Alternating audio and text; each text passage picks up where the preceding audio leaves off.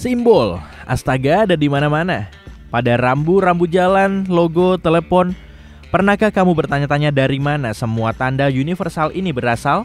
Nah, mari kita ungkap misteri di balik semua simbol ini. Mulai dari tanda Bluetooth hingga emoji hati. Berapa kali kamu kesulitan mencolokkan USB, membolak-balikannya berulang kali? Benar-benar merepotkan kan? Tapi apa arti sebenarnya dari lingkaran, persegi, dan segitiga itu? Tahu nggak? Simbol USB sebenarnya terinspirasi oleh Dryzak, Trisula Poseidon. 3 bentuk titik trisula tersebut ada untuk menunjukkan periferal yang berbeda yang bisa kamu sambungkan dengan Universal Serial Bus alias USB. Ini semua tentang memamerkan kekuatan teknologi USB, menghubungkan semua jenis perangkat. Ampersand. Tentunya kamu mengenalinya dari merek seperti M&M, H&M. Ini adalah cara termudah untuk menyingkat kata dan. Kisah simbol ini dimulai pada zaman Romawi kuno, di mana bahasa Latin adalah bahasa para pengintip. Bagi mereka, dan adalah seperti bahasa Perancis, et. Selama bertahun-tahun, simbol ini berevolusi menjadi ampersand, yang kemungkinan besar untuk menghemat ruang pada halaman-halaman surat yang sangat panjang. Logo Toyota sederhana, mudah dikenali tapi agak membingungkan kan? Maksudku mobil memiliki 4 roda, tapi logonya memiliki 3 lingkaran. Ternyata logo ini dipilih pada tahun 1936 dan tidak dibuat sendiri. Tidak, logo ini dimenangkan dalam sebuah kontes desain logo. Dan lingkaran-lingkaran itu tidak hanya acak. Kamu bisa membaginya untuk mengeja T, O, Y, O, T, A. Pintar juga ya, aku mungkin juga akan menjadikannya pemenang. Mengapa kita menyebut segitiga yang bergelombang dan terbalik itu sebagai bentuk hati? Ini sudah ada sejak lama, sekitar beberapa ratus tahun sebelum Masehi. Saat itu ada tanaman yang disebut silpium. Tumbuhan ini memiliki biji berbentuk hati dan orang-orang Yunani kuno sangat menggemarinya. Mereka bahkan menaruhnya di beberapa koin mereka. Oh, dan ini penting. Tanaman ini adalah tanaman kontrasepsi. Jadi itulah mengapa tanaman ini diasosiasikan dengan cinta. Lucu. Jadi pernahkah kamu memperhatikan bahwa simbol-simbol radiasi itu terlihat seperti berada di museum seni abstrak? Sungguh gila bahwa itu sebenarnya adalah peringatan tentang radioaktivitas serius di dekatnya. Simbol ini dibuat oleh beberapa peneliti Berkeley pada tahun 46. Dimulai dengan warna magenta di atas biru, kemudian menjadi magenta dan kuning, sebelum akhirnya menjadi hitam dan kuning agar lebih mudah terlihat. Simbol itu sendiri seharusnya menunjukkan radioaktivitas yang keluar dari atom. Keren juga ya. Sekarang ke simbol biohazard. Terlihat seperti sesuatu yang berasal dari tes noda tinta yang gelap dan berseni kan? Cukup sederhana.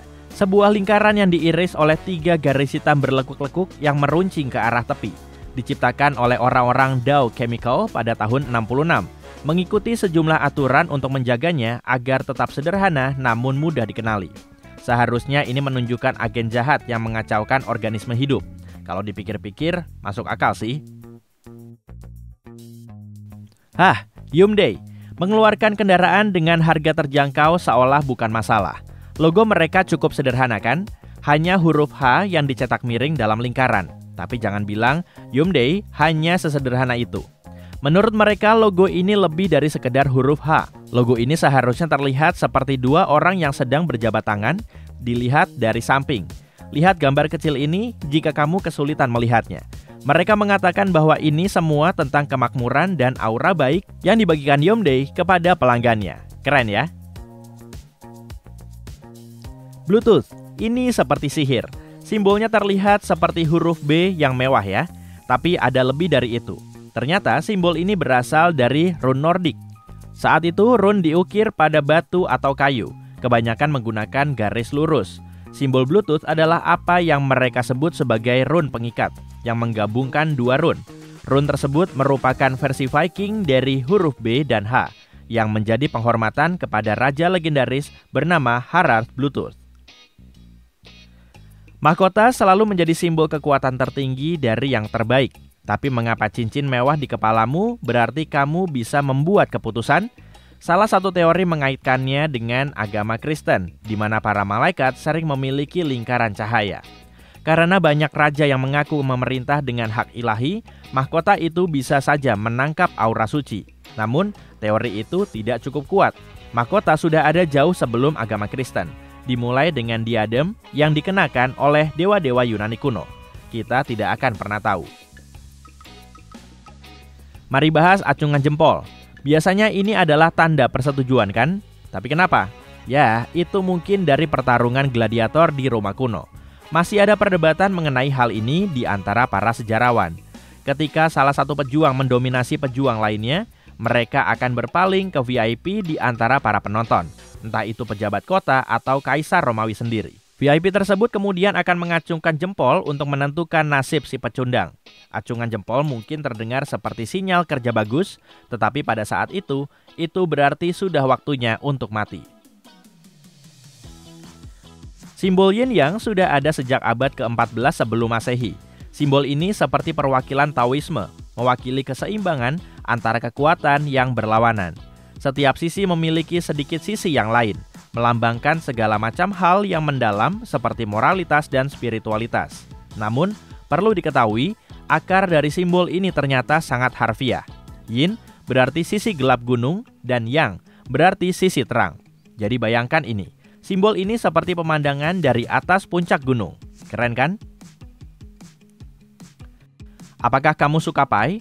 Bukan makanan penutup dengan isian yang lezat, tapi pi dari pelajaran matematika kelas 10 Anda. Pi adalah angka ajaib, sekitar 3,141 yang membantu kita mengetahui luas lingkaran dan sebagainya. Archimedes dari Sirakus mendapat pujian karena menemukannya sekitar tahun 250 sebelum Masehi. Tapi dia tidak memberikan simbol itu. Tidak, itu adalah William Jones. Dia menggunakan huruf Yunani pertama dari kata perimeter yang kemudian dia gunakan untuk pi. Kita sudah terbiasa melihat salib di sekeliling kita, tapi biasanya kita melihat jenis salib yang satu ini, dua garis lurus yang saling berpotongan. Ya, salib yang menjadi sangat terkenal berkat agama Kristen.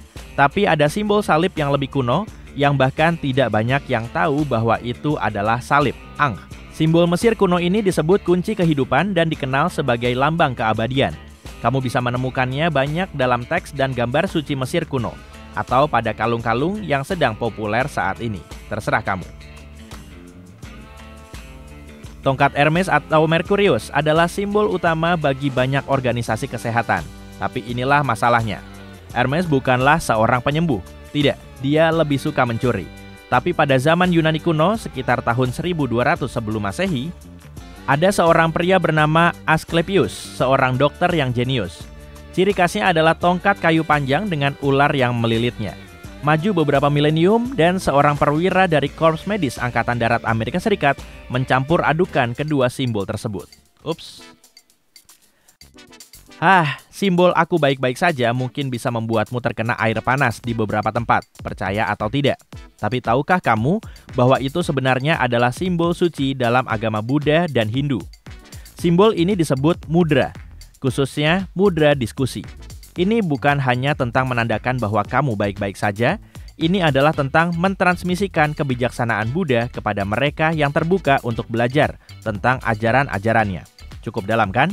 Aku tidak yakin kita harus terus menggunakannya seperti yang kita lakukan sekarang. Petir, tidak pernah ada sesuatu yang menandakan begitu banyak hal dengan begitu sedikit.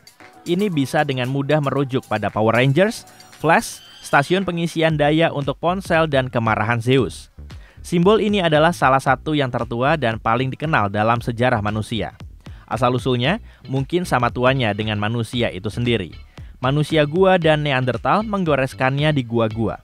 Simbol ini memiliki representasi pada peradaban Norse, Romawi, Yunani, dan penduduk asli Amerika. Pada dasarnya, ini berarti ketakutan akan api yang turun dari langit. Kamu mungkin telah melihat banyak sekali tato dengan simbol ini, mata Horus. Apa yang mungkin tidak kamu ketahui bahwa hal simbol ini dimaksudkan untuk menandakan kesehatan dan pemulihan. Kamu tahu, Horus adalah dewa Mesir kuno. Dia berkelahi dengan Seth, dewa lain, dan kehilangan mata kirinya. Hathor, dewa feminin yang maha kuasa, secara ajaib memulihkan matanya. Sejak saat itu, simbol ini berarti kesehatan dan integrasi yang sehat. Simbol McDonald's mungkin salah satu yang paling terkenal di seluruh dunia. Jelas, ini adalah huruf M, tapi itu dirancang untuk mewakili dua lengkungan emas, seolah kamu memasuki kerajaan yang sangat istimewa. Astaga,